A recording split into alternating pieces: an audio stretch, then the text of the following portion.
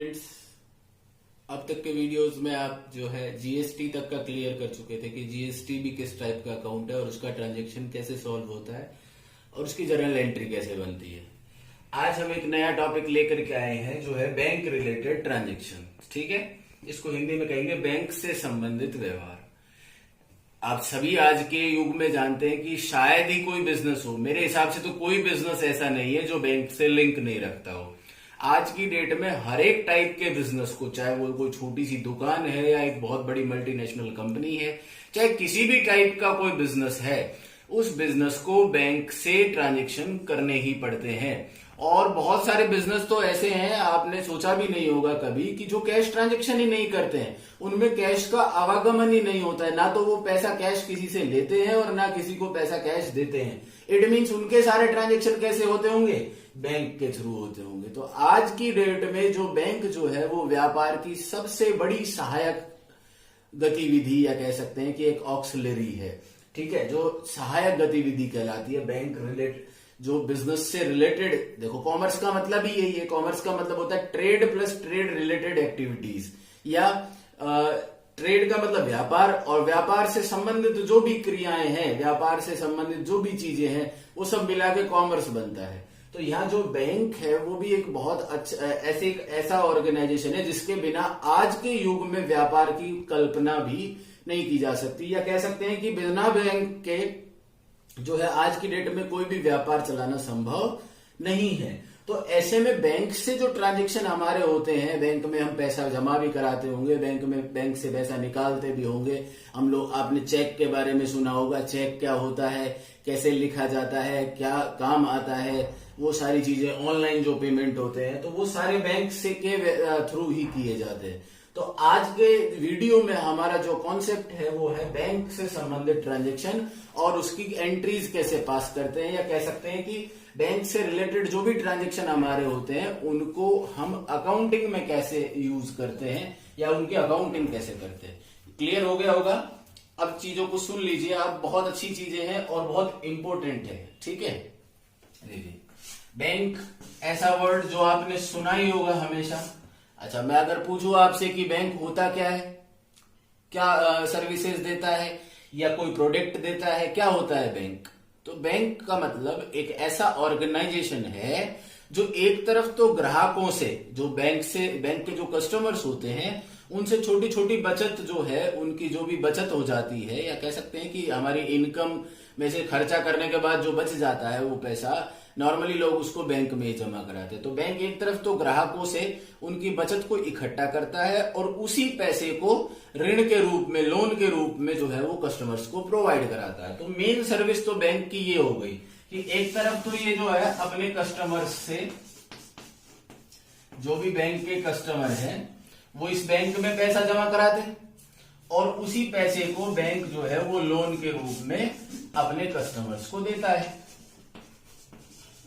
अच्छा, बैंक इनको कम रेट पे ब्याज देता है और इनसे ज्यादा रेट पे ब्याज लेता है। ठीक है, तो ये बैंक की जो है वो मेन इनकम होती है। तो अब बात आती है कि हम कौन से साइड है, तो हम दोनों में से किसी भी साइड हो सकते हैं। हम बैंक के ये वाले कस्टमर भी हो सकते हैं और ये वाले कस्टमर भी हो सकते हैं। ठीक है, तो वो बात नहीं कर रहे हैं हम, जो बात कर रहे हैं कि बैंक क्या सर्विसेज देता है। इसके अलावा आजकल के बैंक तो लॉकर की फैसिलिटी देते हैं, ओवरड्राफ्ट की फैसिलिटी देते हैं, ऐसे हजारों तरह की सुविधाएं जो है। आपने पुराने जमाने में देखा होगा, जो लोग व्यापार करते थे और कहीं पे माल खरीदने जाते थे तो उनको बहुत सारा कैश ले जाना पड़ता था। रास्ते में उस कैश को चोरी होने की भी संभावना होती थी, खोने की भी संभावना होती थी। इसके अलावा नकली नोट का भी खतरा होता था। साथ साथ मान लीजिए आपने गिनने में गलती कर दी तो वो भी एक प्रॉब्लम हमारे को फेस करनी पड़ती थी बिजनेस में। लेकिन आजकल बैंकिंग के जो ट्रांजैक्शन है तो सारा ट्रांजैक्शन ऑनलाइन होता है, या कह सकते हैं कि चेक के थ्रू हम पेमेंट कर सकते हैं। इलेक्ट्रॉनिक कार्ड होते हैं, आपने देखे हो, डेबिट कार्ड, क्रेडिट कार्ड, उनके थ्रू भी आप पेमेंट कर सकते हैं। तो आपको कहीं भी कैश कैरी करने की जरूरत नहीं होती कि आप जो है वो जेबों में पैसा भर के लेकर के जाए तभी आपको गुड्स मिलेगा। आप उसको ऑनलाइन ट्रांसफर कर सकते हैं, जिससे हजारों तरह की जो है हमारे को सुविधा बैंक के थ्रू मिलती है। तो ये चीज आप समझ गए होंगे। अब बात आती है कि अकाउंटिंग में बैंक का क्या रिलेशन है। ठीक है, तो सबसे पहले आप ये बताइए कि आपके पास मान लीजिए 5,000 रुपए है, आप उसको बैंक में डिपॉजिट कराना चाहते हैं, जमा कराना चाहते हैं, तो आप कौन से बैंक में जाएंगे? सीधी सी बात है कि जिस बैंक में हमारा खाता होगा, अकाउंट होगा, उसी में तो जाएंगे। तो इट मीन्स बिजनेस जो बैंकिंग के ट्रांजेक्शन है उनमें सबसे पहला जो ट्रांजेक्शन हमारा बनता है कि सबसे पहले हमको बैंक में एक अकाउंट ओपन करना पड़ता है, खाता खोलना पड़ता है। तो खाता खोलने के बाद फिर हम जो है एलिजिबल हो जाते हैं कि हम उस बैंक में पैसा जमा करा सकते हैं और पैसे को समय पड़ने पर निकाल भी सकते हैं। तो ये चीज आज हम समझने वाले हैं कि बैंकिंग के ट्रांजेक्शन कैसे होते हैं, कैसे जो है उसकी जर्नल एंट्री बनती है, कौन कौन से अकाउंट इफेक्ट होते हैं, ये सब काम आज करने वाले हैं। तो आप समझ गए होंगे कि बैंक क्या होता है। बैंक जो है वो एक पर्सनल अकाउंट, व्यक्तिगत खाता होता है, क्योंकि एक संस्था होती है। ठीक है, संस्था है तो पर्सनल अकाउंट में माना जाता है। लेकिन ये एक स्पेशल अकाउंट है, ये नॉर्मल जो है पर्सनल अकाउंट की तरह ट्रीट नहीं किया जाता, इसका एक अपना सेपरेट रूल खाता है व्यक्तिगत खाते का।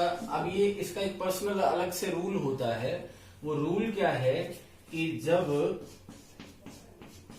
बैंक खाते में राशि बढ़ती है तो उसको डेबिट करते हैं, ठीक है। और जब बैंक खाते में राशि घटती है, कम होती है,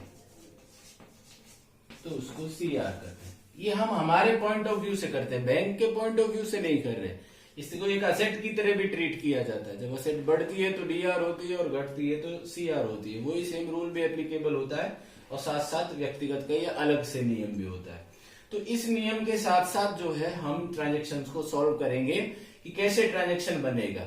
अब मैंने आपको पहले भी बताया है कि बैंक में ट्रांजेक्शन करने से पहले हमको बैंक में एक अकाउंट ओपन करना पड़ता है और अकाउंटिंग के पॉइंट ऑफ व्यू से वो अकाउंट ओपन करने की जर्नल एंट्री कैसे पास होगी या कैसे उसकी एंट्री की जाएगी, उसको हमको समझना है।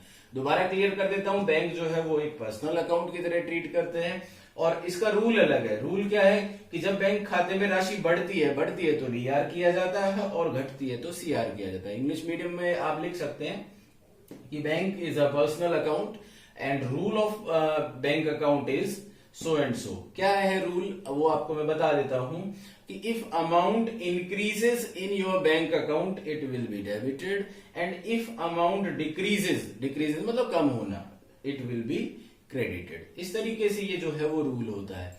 अब हम जो है एक ट्रांजेक्शन सॉल्व करते हैं आपके सामने कि इसका ट्रांजेक्शन किस टाइप से बनेगा। देखिए, तो सबसे पहला ट्रांजेक्शन तो आपका जो है वो बैंक में अकाउंट ओपन करने का बनता है, ठीक है। तो इस तरीके से रहेगा, बैंक में खाता खोला। मान लीजिए 8,000 रुपए से हमने बैंक में एक अकाउंट ओपन किया, ठीक है। अकाउंट ओपन किया है। अब अकाउंट ओपन करने में ये ऐसा ट्रांजेक्शन रहेगा, इसको मैं इंग्लिश में लिख देता हूं, account open in bank with ₹8,000, ठीक है।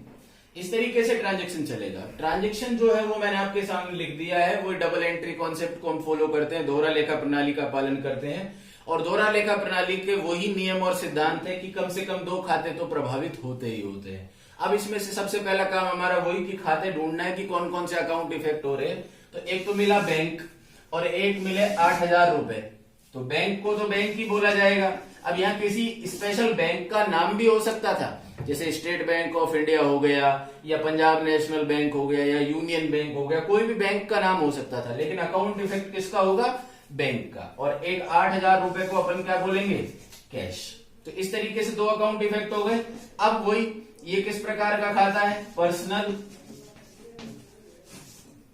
ये किस प्रकार का खाता है? रियल मतलब वस्तुगत, और ये व्यक्तिगत। इस पे अभी जो रूल हमने 2 मिनट पहले बात की थी, क्या है रूल?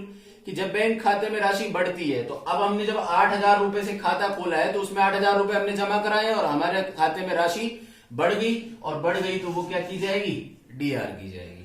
इसी तरीके से ये रियल अकाउंट है, रूल क्या है कि जो वस्तु व्यापार में आती है वो डीआर, जो वस्तु व्यापार से जाती है वो CR. Debit what comes in and credit what goes out.